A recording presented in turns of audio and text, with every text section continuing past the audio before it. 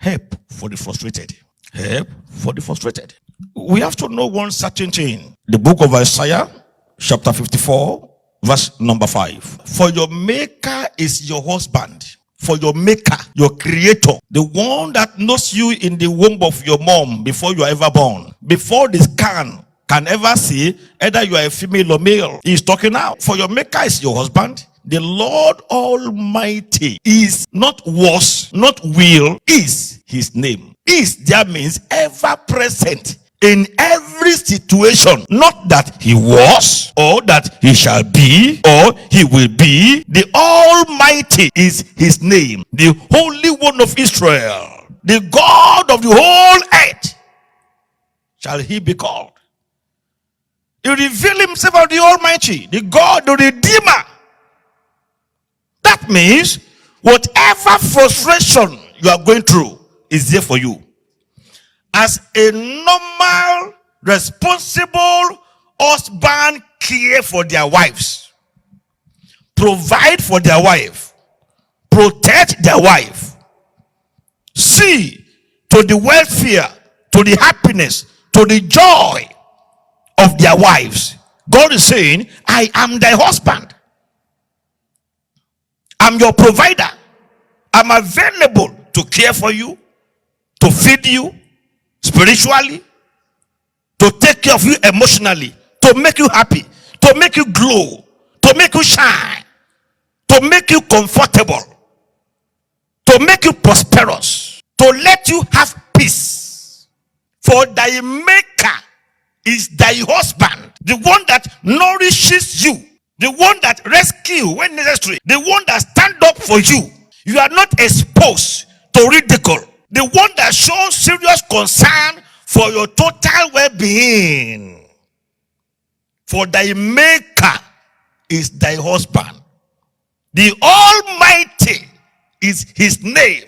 The book of Acts, chapter 27, verse 18. And we, being exceedingly tossed with a tempest, the next day they lightened the ship. Look at the word tossed. Being exceedingly tossed. You know what it means to toss something?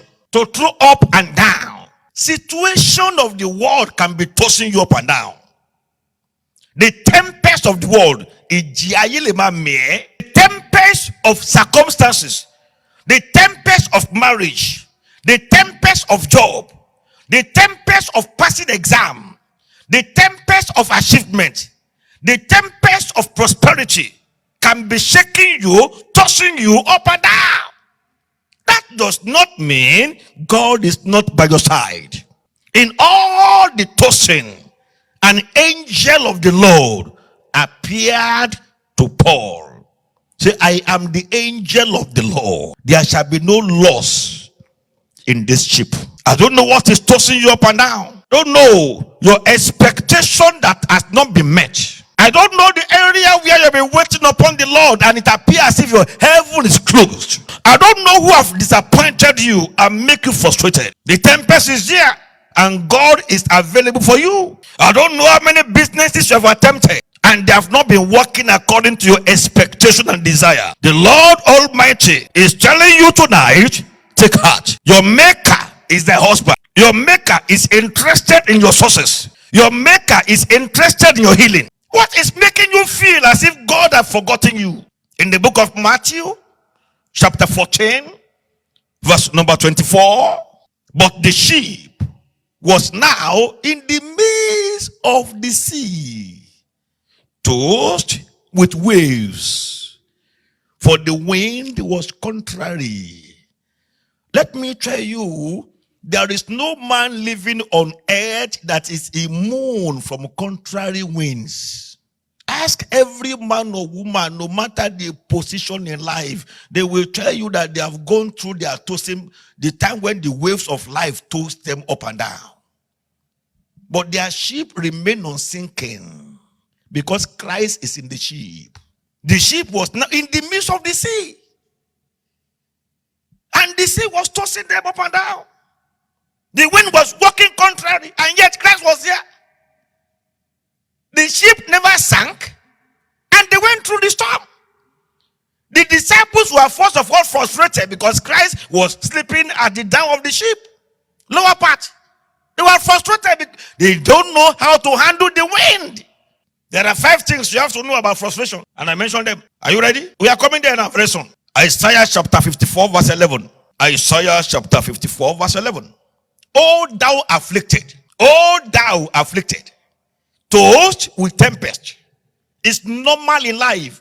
The tempest of life tossed Abraham and his wife up and down. Eventually they prevailed because the Almighty was on their side. The tempest of life rose against Joseph. Eventually he prevailed. The tempest of life rose against David. Eventually he prevailed. The tempest of life rose against Solomon. Eventually he prevailed. It rose against Elijah and Elisha, against Jesus himself, and yet he prevailed. There is no immunity from the tempest of life. The wind will blow, the storm will arise, but let not your heart be shaken, because the Almighty God, thy maker, thy husband, is interested in your situation. And he knew that the storm will never overcome you. He knew the tempest of life shall never overcome you as long as you remain with him in faith. Remember the parable that Christ gave about those that hear the word and do it, and those that hear the word and don't do it. Remember he said,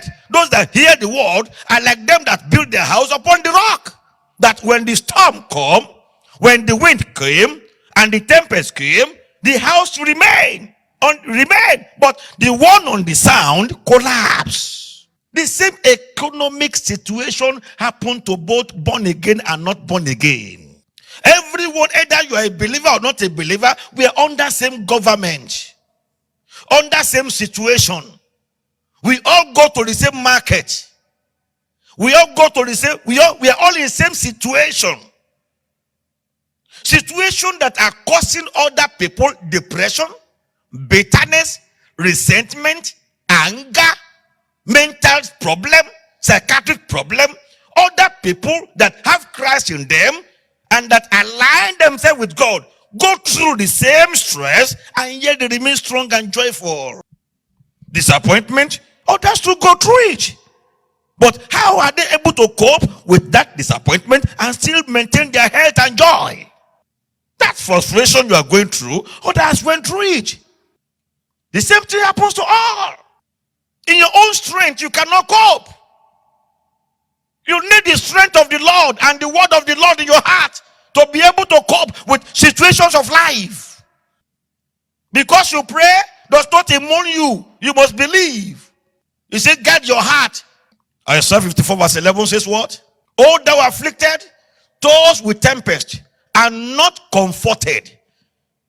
A person under frustration cannot be comforted. Behold, he now said, I will lay thy stones with fair colors, and lay thy foundation with sapphires. He's saying, I will come and restore your comfort to you. You that have been afflicted and frustrated, I will come and redeem you. You have not been experiencing comfort. He said, I will come and comfort you. The Lord is talking to you. Forget the past. Forget how many times you have tried and failed. From those failures, you have learned some lessons of how not to do it next time. From failure, you learn not how to do it next time, because you have done it once and you know what makes you fail. There are lessons to learning failure, so you don't reinforce failure next time. You don't repeat the situation that make you fail the previous time. Not to keep on angry. Frustration is the feeling of being upset because of inability to achieve your goal, to achieve your dream, to achieve your desire, to achieve your purpose, of not accomplishing your goal, of not succeeding the way you expected. And if care is not taken, frustration begins to bring regret. Regret begins to produce anger. Anger begins to produce resentment. Resentment begins to produce bitterness.